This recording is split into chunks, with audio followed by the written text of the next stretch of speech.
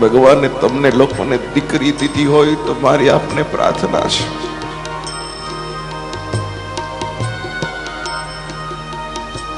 દીકરીને બહુ પ્યાર કરજો, પેટ ભરીને પ્યાર કરજો, દીકરીને તમામ જીદ પૂરી કરજો, દીકરીને જેટલું દેવાય એટલું સુખ તમે તમારા પિયરની માલિકો આપજો. દીકરીના માથે હાથ ફેરવતા રહેજો. દીકરા માટે 2 વાર ઓછો હાથ ફેરવજો, પણ આ નિયાણી ઉપર 2 વાર વધારે હાથ ફેરવજો.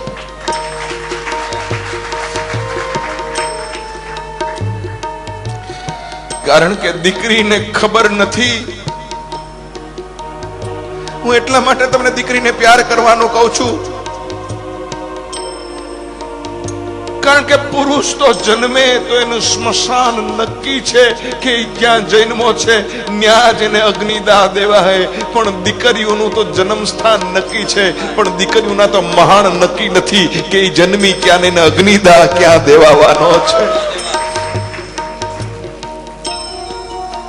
દીકરીઓની જિંદગીમાં કેટલી ભલી કેટલી બોળી.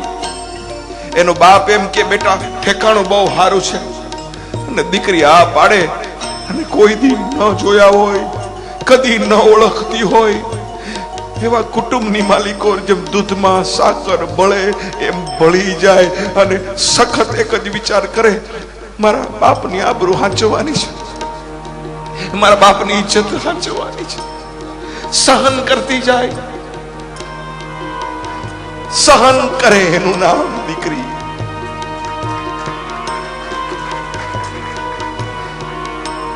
આપણા ઘરમાં દીવો કરે એનું નામ દીકરો, પણ કોકના કુટુંબની માલિકો જઈને દીવા કરે એનું નામ દીકરી છે, એટલું યાદ રાખજો.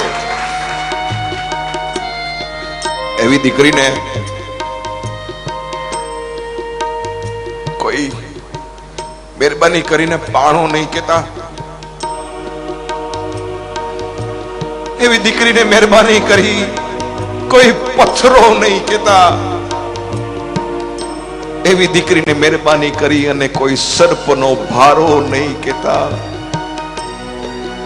તમારે ઘરે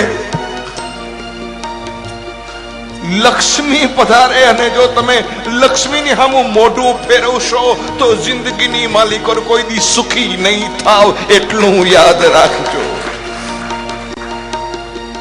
અરે તમારી દીકરીઓ તો એના નસીબ લઈને આવે છે. ભગવાન પેલા ખોળે મારી વહુને દીકરી દેજે. હે સાસુઓ, તમને પ્રાર્થના છે, આવી ભગવાનને પ્રાર્થના કરજો, અને વહુની સામે પ્રાર્થના કરજો, બેટા તારા પેલા ખોળે તને દીકરી આવે, પછી જોજો દીકરી નહીં આવે, દીકરો જ આવશે. શું કામ? જે માગો એ પરમાત્માની પાસે નથી મળતો. આ દુનિયાની માલિકો એટલું યાદ રાખજો. કોણ કહે છે દીકરી છે સાપનો ભારો?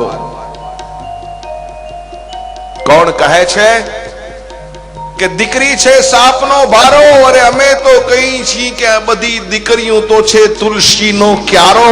કોણ કહે છે દીકરી છે સાપનો ભારો? દીકરી તો તુલસીનો ક્યારો છે.